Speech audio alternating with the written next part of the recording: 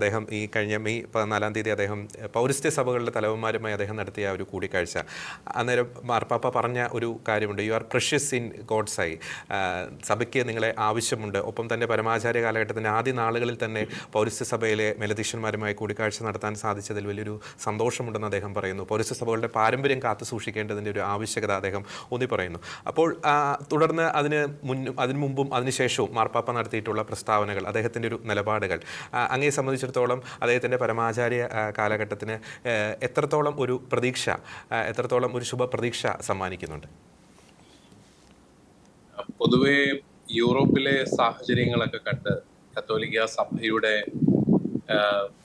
ഭാവി അത്ര ശോഭനമല്ല എന്ന് പറയുന്ന ധാരാളം സാമൂഹിക ശാസ്ത്രജ്ഞന്മാരൊക്കെയുള്ള കാലഘട്ടത്തിൽ സഭയിൽ ഇപ്പോഴും പരിശുദ്ധാത്മാവ് പ്രവർത്തിക്കുന്നുവെന്ന് നമ്മളെ ഒരിക്കൽ കൂടി ബോധ്യപ്പെടുത്തിയ ഒരു സംഭവമായിരുന്നു അദ്ദേഹത്തിന്റെ തെരഞ്ഞെടുപ്പ് തന്നെ. പരിശുദ്ധാത്മാവിന്റെ പ്രവർത്തനം ഇപ്പോഴും സഭയിലുണ്ടെന്ന്. സഭ എന്ന് പറയുന്നത് കുറെ മാധ്യമക്കാർക്കും അതുപോലെ കുറെ രാഷ്ട്രീയ നിരീക്ഷകർക്കും കൂടെ ചേർന്ന് പ്രവചിക്കാവുന്ന ഒന്നല്ലെന്നുമെല്ലാം നമ്മളെ ബോധ്യപ്പെടുത്തിയ ഒരു സമയമായിരുന്നു. അതുകൊണ്ട് തന്നെ പരിശുദ്ധ പിതാവ് ലിയോ 14 പാപ്പ തിരഞ്ഞെടുക്കപ്പെട്ടപ്പോൾ എനിക്ക് വളരെ ആത്മാർത്ഥമായിട്ട് പങ്കുവയ്ക്കാനുള്ളത് എന്റെയും വിശ്വാസത്തെ വളർത്തിയ ഒരു സംഭവമായി മാറി.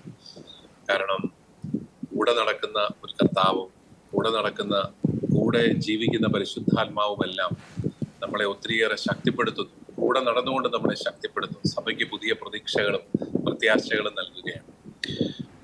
പരിശുദ്ധ പിതാവ് പൗരസ്ത്യ സഭകളെ പ്രത്യേകമായിട്ട് വിളിച്ചുകൂട്ടി അവരെ കണ്ട ഒരു കഴിഞ്ഞ ദിവസങ്ങള്, അത് ജൂബിലിയുടെ ഭാഗമായിട്ട് ക്രമീകരിച്ചിരുന്ന ഒരു പരിപാടിയാണ്. അതൊന്നും തന്നെ പരിശുദ്ധ പിതാവ് മാറ്റിയില്ല. അവിടെ ചെന്ന എല്ലാവരെയും അദ്ദേഹം കാണുവാനായിട്ട് തയ്യാറായി. അദ്ദേഹം പൗരസ്ത്യ സഭകളുടെ പ്രാധാന്യത്തെ കുറിച്ച് വളരെയേറെ എടുത്തു പറഞ്ഞു.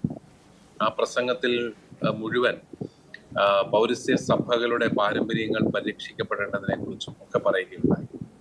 അത് നമ്മളെ സംബന്ധിച്ചിടത്തോളം വളരെ പ്രസക്തമാണ്. കാരണം നമ്മുടെ ഭാരതത്തില് 3 കത്തോലിക്ക സഭകളുള്ളതിൽ 2 പൗരസ്ത്യ സഭയാണ്. അത് എത്ര ചെറുതാണെങ്കിലും അതിന്റെ തനിമയും പാരമ്പര്യവും എല്ലാം പരിരക്ഷിക്കപ്പെടുമ്പോഴാണ് സഭ കാതോലികമാകുന്നത് എന്ന ആ ഒരു കാഴ്ചപ്പാട് പരിശുദ്ധ പിതാവിന് വളരെ വ്യക്തമായിട്ടുണ്ടെന്നുള്ളത് നമുക്കേറെ പ്രതീക്ഷ നൽകുന്ന ഒരു കാര്യമാണ്. പൗരസ്ത്യ സഭകളുടെ ദൈവശാസ്ത്രത്തിലും അതുപോലെ അവരുടെ ആരാധനയിലുമെല്ലാം നിറഞ്ഞു നിൽക്കുന്ന ആ ദിവ്യ രഹസ്യാത്മകതയെ കുറിച്ച് പ്രത്യേകമായിട്ട് പരിശുദ്ധ പിതാവ് എടുത്തു പറഞ്ഞതും നമ്മൾ കേൾക്കുകയുണ്ടായി. ഈ ഒരു വലിയ കാഴ്ചപ്പാട്, നമ്മള് കത്തോലിക്കരാകുന്നത് നമ്മള് ഏത് അപ്പസ്തോലന്റെ പൈതൃകം സ്വീകരിച്ചവരാണോ അതേ പൈതൃകത്തിലുള്ള സഭകളിൽ നിന്നുകൊണ്ട് തന്നെയാണ് എന്നൊക്കെയുള്ള വലിയൊരു ബോധ്യം നൽകാനായിട്ട് അദ്ദേഹത്തിന് സാധിച്ചു. നമ്മളെ സംബന്ധിച്ചിടത്തോളം ഇത് വളരെ പ്രധാനപ്പെട്ട ഒരു കാര്യമാണ്. കാരണം ഈ പൗരസ്ത്യ സഭ എന്നുള്ള നിലയിലാണ് സീറോ മലബാർ സഭയ്ക്കും ഒക്കെ അസ്തിത്വം ഉള്ളതെന്ന് ഞാൻ കരുതുകയാണ്. നമ്മള് പൗരസ്ത്യ സഭയല്ല എന്നുള്ള രീതിയിൽ നമ്മൾ തന്നെ പറഞ്ഞു തുടങ്ങിയാൽ, അല്ലെങ്കിൽ പൗരസ്ത്യമായ ഘടകങ്ങളെ ഇല്ലാതാക്കാനായിട്ട് നമ്മൾ തന്നെ പരിശ്രമിച്ചാൽ നമ്മുടെ സഭയുടെ, ഒരു വ്യക്തി സഭയുടെ അസ്തിത്വത്തെ തന്നെ അത് ചോദ്യം ചെയ്യുകയാണ്. അങ്ങനെ ഐഡന്റിറ്റി നഷ്ടപ്പെടുത്തുന്ന വ്യക്തി സഭകൾ ഒത്തിരി ഇപ്പോഴും ഉണ്ട്. പക്ഷെ സാർവത്രിക സഭയുടെ മൈൻഡ് അതല്ല എന്ന് കൃത്യമായിട്ട് ലിയോ 13 പാപ്പ പറഞ്ഞു.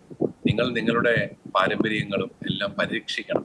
അതിലൂടെ അത് കേവലം ഒരു കൾട്ടിക്കോ അല്ലെങ്കിൽ ഒരു എത്നിക് ഗ്രൂപ്പായിട്ട് നിലനിൽക്കുക എന്നുള്ളതിനേക്കാളും നിങ്ങളുടെ പാരമ്പര്യങ്ങളിലൂടെ, പുരാതനമായ പാരമ്പര്യങ്ങളിലൂടെ വെളിപ്പെടുന്ന ദൈവിക വെളിപാടിനെ, അതിനെ ഒരിക്കലും നഷ്ടപ്പെടുത്താനായിട്ട് ഇടയാകരുത് എന്നുള്ള ഒരു വലിയ കാഴ്ചപ്പാട് അദ്ദേഹത്തിനുണ്ട്. അതുകൊണ്ട് തന്നെ നമ്മുടെ സഭയെ സംബന്ധിച്ചിടത്തോളം നമ്മുടെ സഭ അതിന്റെ തനിമയിലും അതിന്റെ പൈതൃകത്തിലും ആരാധനയിലും എല്ലാം നിലനിൽക്കാൻ പരിശുദ്ധ പിതാവിന്റെ വലിയൊരു പ്രചോദനം നമുക്ക് എന്നും കൂട്ടായിട്ടുണ്ടാവും എന്ന് തന്നെയാണ് ഞാൻ വിശ്വസിക്കുന്നത്.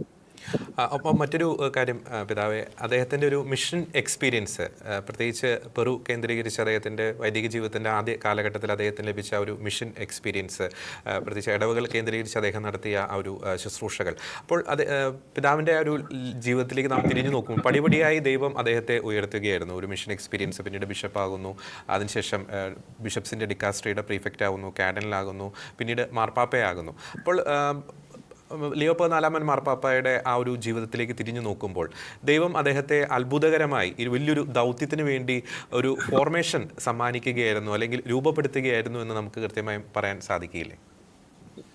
തീർച്ചയായിട്ടും. ഞാൻ അദ്ദേഹത്തിന്റെ തെരഞ്ഞെടുപ്പിനെ കുറിച്ച് കേട്ടപ്പോൾ, അദ്ദേഹം ആരാണെന്ന് മനസ്സിലാക്കിയപ്പോൾ, നമ്മൾ കേട്ടിട്ട് പോലും ഇല്ല അദ്ദേഹത്തിന്റെ പേര്, മനസ്സിലാക്കിയപ്പോൾ ഞാൻ എന്റെ മനസ്സിൽ ഉയർന്ന ആദ്യത്തെ, ദൈവമേ നീ എവിടെ കൊണ്ട് ഇദ്ദേഹത്തെ ഒളിപ്പിച്ചു വെച്ചിരിക്കുകയായിരുന്നോ എന്നുള്ളതായിരുന്നു. നല്ല വീഞ്ഞ് ഇപ്പോഴാണ് എന്നുള്ള രീതിയിൽ ഏറ്റവും യുക്തമായ ഒരു വ്യക്തിയെ ഇതുവരെ മറച്ചു പിടിച്ചിട്ട് വളരെ പെട്ടെന്ന് പൊതുസമക്ഷത്തേക്ക് കൊണ്ടുവരുമ്പോൾ അദ്ദേഹത്തിന്റെ പരിശീലനം, അദ്ദേഹത്തിന് തമ്പുരാൻ കൊടുത്ത പരിശീലനം, അദ്ദേഹം സാമ്പത്തികമായിട്ട് ഏറ്റവും ഉയർന്ന അമേരിക്കയിൽ ജനിച്ചു വളർന്ന്, എന്നാൽ സാമ്പത്തികമായിട്ട് ഏറ്റവും താഴ്ന്ന ഒരു കൊച്ചു രാജ്യത്ത്, ഒന്നും വലുതായിട്ട് വമ്പ് പറയാനില്ലാത്ത ഒരു കുഞ്ഞു രാജ്യത്ത് അദ്ദേഹം എത്തി. അവിടെ 40-40 വർഷങ്ങളോളം അദ്ദേഹം ജീവിച്ച് ഒരു മിഷനറി ആയിട്ട് മാറി. എന്റെ ഒരു വലിയ ബോധ്യം ഞാൻ പങ്കുവയ്ക്കാം. അതായത് നമ്മുടെ സഭയിലെ പ്രശ്നം കുർബാന തർക്കമോ അല്ലെങ്കിൽ ഈ നമ്മുടെ ഇടയിലെ വഴക്കുകളോ ഒന്നുമല്ല. നമ്മുടെ പ്രശ്നം മിഷനറി ആകാനുള്ള ഭയപ്പാടാണ് നമ്മുടെ പ്രശ്നം. നമ്മൾ പേടിച്ചിരിക്കുകയാണ് സുവിശേഷം പറയാനും സുവിശേഷവൽക്കരിക്കാനും. മറ്റുള്ളവരെന്നാ വിചാരിക്കും, അവരെന്നാ വിചാരിക്കും, ഇവരെന്നാ ചെയ്യും എന്നോർത്ത് പേടിച്ചിരിക്കുകയാണ്. അതാണ് യൂറോപ്യൻ സഭയുടെ ഏറ്റവും വലിയ തകർച്ചയായിട്ട് ഞാൻ മനസ്സിലാക്കുന്നത്. അവര് മിഷനറി പ്രവർത്തനം അവസാനിപ്പിച്ചു. അവര് വ്യക്തി സ്വാതന്ത്ര്യമാണ്, എല്ലാവരുടെയും ഓരോരുത്തരുടെയും സ്വാതന്ത്ര്യമാണെന്ന് പറഞ്ഞ്, സ്വാതന്ത്ര്യം ആയിക്കോട്ടെ, പക്ഷെ ഈശോയെ കുറിച്ച് പറയാൻ, ഏകരക്ഷകരായ ഈശോയെ കുറിച്ച് പറയാനായിട്ട് അവര് പറച്ചിൽ നിർത്തി. അതോടുകൂടി അവരുടെ സഭ തളർന്നു. നമ്മുടെ ഏത് സഭയ്ക്കും വരാവുന്ന ഒരു കാര്യം, കാരണം നമ്മുടെ സഭ സ്വഭാവത്താലെ മിഷനറിയാണ്. അത് ആ മിഷനറി ഡൈനമിസം എന്ന് സഭയിൽ നിന്ന് അപ്രത്യക്ഷമാവുന്നു, അന്ന് സഭയുടെ തളർച്ച. കേരളത്തിലെ സഭയുടെ തളർച്ചയുടെ ഒരു പ്രധാനപ്പെട്ട കാരണം അത് തന്നെയാണ്. നമ്മൾ ആരോടും സുവിശേഷം പറയുന്നില്ല. നമ്മൾ കുറെ മിഷണറിമാരെ കയറ്റി നോർത്ത് ഇന്ത്യക്ക് വിടുന്നതല്ലാതെ ആരോടും നമ്മൾ സുവിശേഷം പറയുന്നില്ല.